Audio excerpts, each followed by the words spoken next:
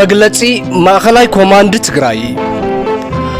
ጸላኢ በተደጋጋምን ዘቅረብናሉ ጻዊዒ ሰላም ረጊጹ አላወራር ካብ ዝጅምር እንሆ ወርሕን ፈረቃን ጌሩሎም ካብ መሰረታው እምነትናን ጽኑዕ መትከልናን ዝብገስ ንሰላም ቀዳምነት ይብና ዝከአል ጻዕርና ገበርና ጸኒሕና ኢና እንተኾነ ግን ኩናትን ህልቂትን ከም ብሕታው መማረጽ ዝወስዱም ፋሽስታውያን ወረርቲ ሰላማዊ መፍትሕ ነጽጎም ህዝብ ትግራይ ከም ህዝብ ንምጽናትን ንምጥፋእን ኩሉ ዓቅሞም ተጠቂሞም ይረባረቡለው ህዝብ ትግራይ ብጥሜት ካህልቕ ብኩሉ መእተውን መውጽን ዓጽዮም ዝብልዓን ዝስተን ሲኢኑ ክበርስ እናገበሩ ድሕሪ ምጽናሕ ሕዚ ተዳኺሞም እዮም ወታደራዊ ኃይሊ የዋጸና ኢሎም ኣብዛመንሉ እዋን ዕላው ወራር ጀሚሮም አቦርሕን ሐሰብ አንፈት ደቡብ ከመዋና መጥቅዒ አንፈት ተጠቂሞም መቀለን ምቁጥጻር ዝካአሎም ክገብሩ ጸኒሖም ድሕሪውን ናይ ኤርትራን ኢትዮጵያን ኩሉ ዓቅሚ ሒዞም ስፍሓትን መጠንን ትወራር ብኩሉ አንፈት ክኸውን ጌሮም አለው ኣብዚ በዓይነቱ ዝተፈለየ ገፊሕ ወራርን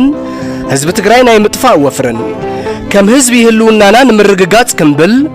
ዘይኽበስ ጽኑዕ መኸተን ቃልስን ንገብር ኣለና ጸላኢ በደቡብ ግንባር ዝጀመሮ መጥቃዕትም ኪናም በጸረ መጥቃዕቲ ዓብይ ኃይል ደርዒምና ሰፋሕቲ ከባብታት አምሓራ ተቆጻጺርና ጸኒሕና ኢና ጸላኢ ነዚ ግንባር ንምቁጽጻር ተደጋጋሚ ፈተነና ገበረን ተጸንሐውን ዕንወቱን ስዕረቱን ከዓሙቅ ካብ ምግባር ወጻኢ ወላ ሓንቲ ለውጥ ከምጽእ ኣይከኣለን በዚ ከባቢ ዝነበረ ኃይል ጸላኢ ወቂዕና ተገዲድና ናብ አምሓራ ከባቢ ዝኣተና መሬት አምሓራ ንመሓዛ ይነበረን ኣብዚ ጥዕምን ዝመረጽናዮ ቦታን ግዘን ጸላኢ ንምውቃዕ እምበር መሬት አምሓራ ማእኸል ዓውደ ውግእ ንምግባሩን ኣይነበረን ናይ ጸላኢ ዓቕምታት ተዳኺምና ከይፈተወ ናብ ማዕዲ ሰላምን ዘተን ንምምጻእ ኢልና ዝኣተናዮ እዩ ነይሩ ይኹን እምበር ጸላኢ ናይ ሰላምን ዘተን መማረጺ ብተግባር ተሓሲሙዎሎም ጸላኢ ሕልሙ በኃይልን ኩናትን ከፈጽም መሊኡ ይረባረበሎም ጉጅለ ፋሽስት አብይ አሕመድ ናይ ውልቀ መላኺ ኢሳያስ አፈወርቂ መምርሕን ትእዛዝን ተቀቢሉ ሃፍትን ኃይል ሰብን ኢትዮጵያን ውልቀ መላኺ ኢሳያስ አፈወርቂ አረኪቡ ዝተባሃለው ጥራሕና ፈጸመ ህዝብ ትግራይ ንምብራስ ለይትን ቀትርን ይሰርሐሎም ነትህሉ ዝምዕብል ዘሎ ኩነታት ኣብ ግምት ብምእታውን ኣብ ሃለዋትናን ጸላልዩ ዘሎ ልፍንታው ወራር بزتأمامن ملكعن متحاز زخيلنا نايبوتان أنفتن من محياش أدلاي خوينو اللوم بزي مسارات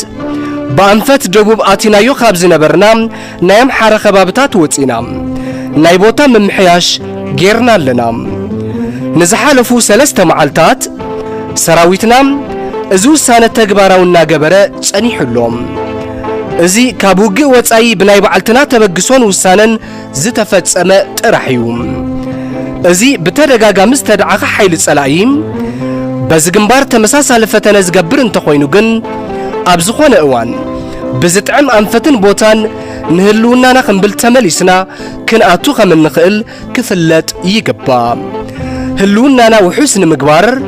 نكايدو زلنا فتحا وقالسن مختن كعواتيوم هلواتنان دحننتنان بقلت منام